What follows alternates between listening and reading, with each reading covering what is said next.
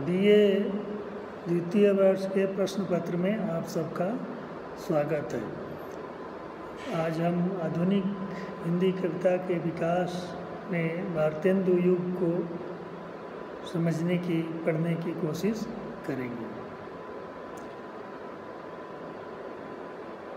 भारतेंदु जी का जन्म 1850 में हुआ था और 1885 में उनका देहावसान हो गया।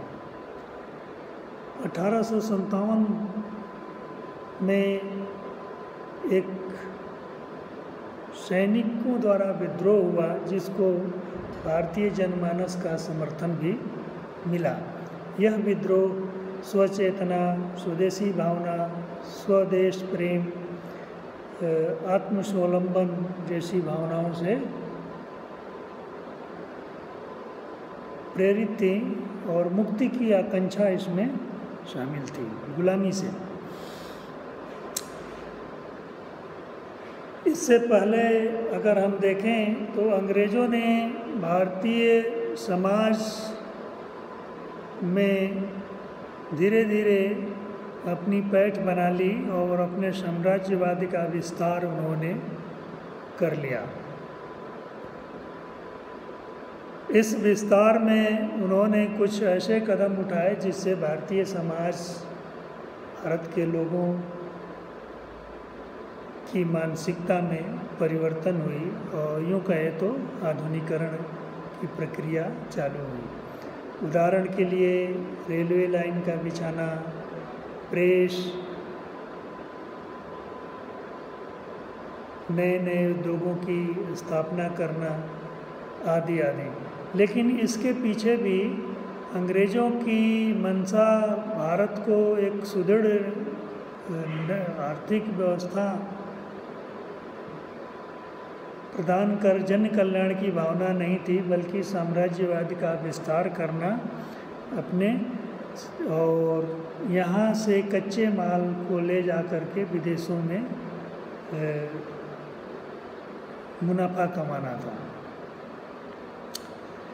किंतु इन विकासों से कुछ परंपरागत भारतीय समाज और अर्थव्यवस्था को नुकसान भी हुआ। नुकसान ये हुआ कि ग्राम आधारित जो अर्थव्यवस्था थी वो चौपट हो गई और पूंजीवादी एवं महाजनी सभ्यता का विकास हुआ। कोई कोऑपरेटिव इस तरह की व्यवस्था नहीं थी और महाजन पनप गए, लोगों को, किसानों को उधार दे करके उनका बखूबी शोषण करने लगे। लेकिन जो अंग्रेज़ों ने प्रेस, समाचार पत्र, रेलवे, नई अर्थव्यवस्था, औद्योगिकरण का प्रयास किया, इसी बीच कुछ ऐसे प्रतिभाशाली व्यक्ति जिसमें राजा राम मोहन राय, केशव चंद्र सेन, स्वामी दयानंद, स्वामी विवेकानंद जैसे विलक्षण प्रतिभा के व्यक्ति पैदा हुए जो अंग्रेजी विचार से प्रभावित होकर के और भारतीय परंपरा से संपन्न उन्होंने एक बीच का रास्ता निकालने की कोशिश की। उन्होंने अंग्रेजी पढ़ा, अंग्रेज़ों की प्रगतिशील विचारों को भी उन्होंने अपनाया और भारतीय परंपरा को ख्याल में रख करके उन्होंने पुनर्जागरण, धर्म सुधार, समाज सुधार जैसे कामों को आगे बढ़ाया, जिसमें सामाजिक और अनेक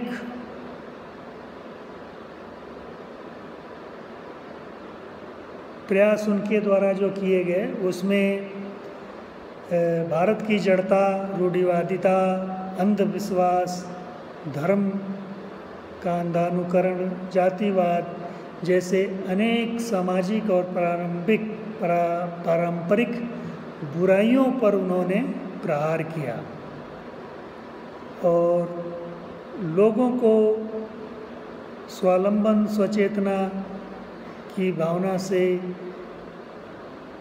लैस करके उन्हें साम्राज्यवाद से, अंग्रेजी गुलामी से मुक्ति के लिए प्रेरित किया। उदाहरण के लिए हम जैसे मान सकते हैं कि 1829 में ही राजा राम मोहन राय ने सती प्रथा के खिलाफ उन्होंने अंग्रेज़ों को समझा बुझा करके सती प्रथा अधिनियम, उन्मूलन अधिनियम पारित कराया। तो इसी तरह से इन लोगों ने जो संस्थाएं बनाई, आर्य समाज, ब्रह्म समाज, इस तरह के, तो हम देखते हैं कि इनका व्यक्तिगत प्रयास नहीं बल्कि ये सामाजिक सामूहिक प्रयास पर बल देने पर की कोशिश इन्होंने की, ताकि सामूहिकता से लोगों में विभिन्न प्रकार के जाति पाति धर्म छुआछूत जैसी चीज़ें का निराकरण हो सके और लोग जो है एक होकर के, एक जगह इकट्ठा होकर के काम करेंगे तो लोगों में एकता होगी, लोगों में एकता होगी तो देश में एकता होगी, देश में एकता होगी तो फिर हम साम्राज्यवाद और गुलामी, अंग्रेज़ों की गुलामी से मुक्ति पा सकते हैं। इसीलिए इन्होंने अपने जो संस्थाएं बनाई इन्होंने, जैसे ब्रह्म समाज, आर्य समाज, प्रार्थना समाज, तो इसमें समाज जुड़ा हुआ है इससे। तो इन सामूहिक प्रयास के सबको लेकर चलने का प्रयास हमें इसमें दिखाई देता है, जिसका परिणाम निश्चय ही सुधारवाद, उस समय के साम्राज्यवादी शासन में सामाजिक सुधार और सांस्कृतिक सुधार की दिशा में भारतीय समाज आगे बढ़ा। इन सारे समाज के सुधारों का प्रभाव हमारे साहित्य पर भी पड़ा, क्योंकि साहित्यकार जो है समाज में ही रहता है, इसलिए वो बहुत दिनों तक उसकी जो है समाज की उपेक्षा करके साहित्य की रचना नहीं कर सकता। हम भारतेंदु के साहित्य में ही देखें तो भारतेंदु एक ही लाइन में एक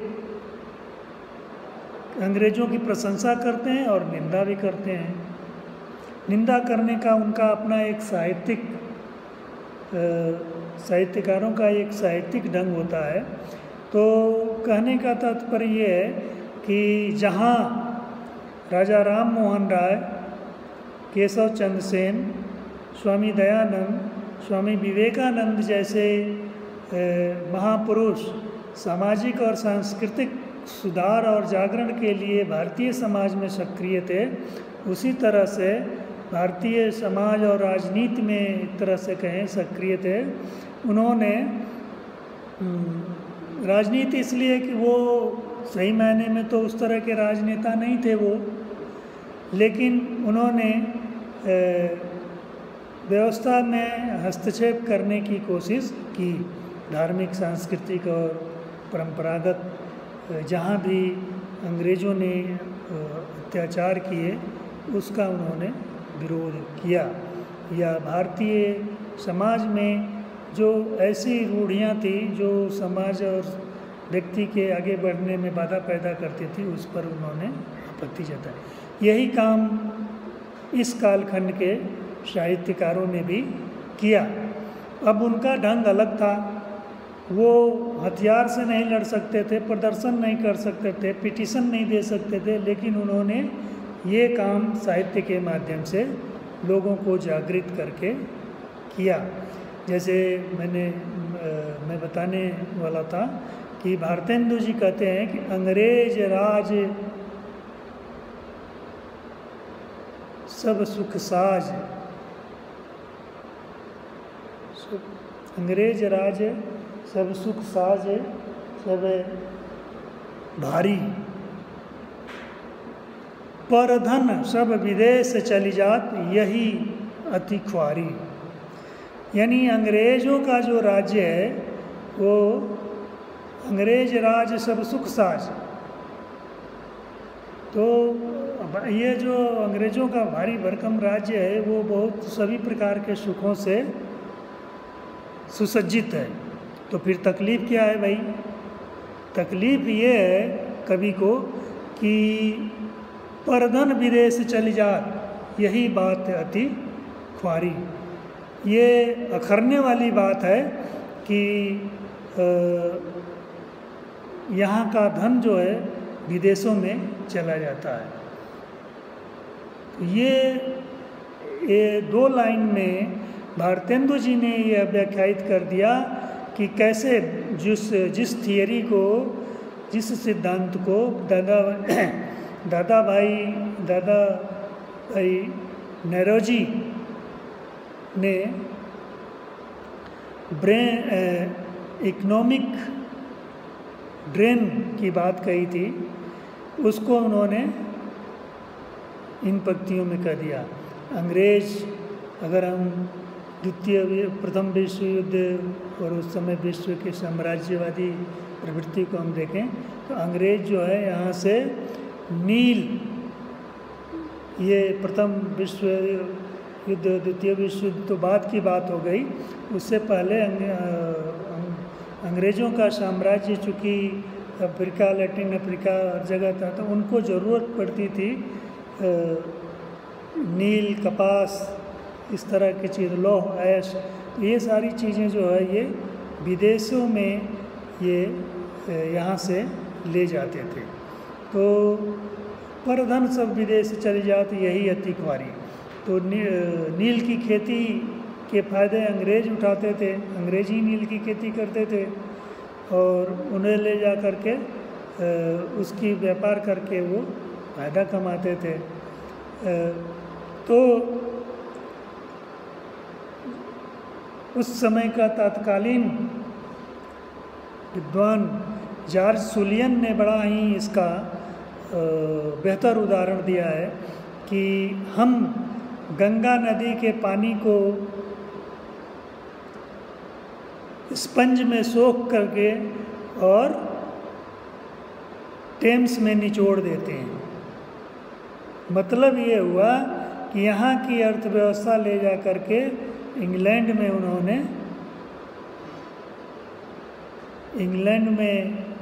स्थापित किया और इंग्लैंड की अर्थव्यवस्था को समृद्ध किया। ये आर्थिक शोषण का उदाहरण है जिसको बहुत पहले भारतेंदु ने अपनी कविता में कहा था कि अंग्रेज राज सुख साज सबे भारी, पर सब धन विदेश चली जात यही अति ख्वारी। धन्यवाद।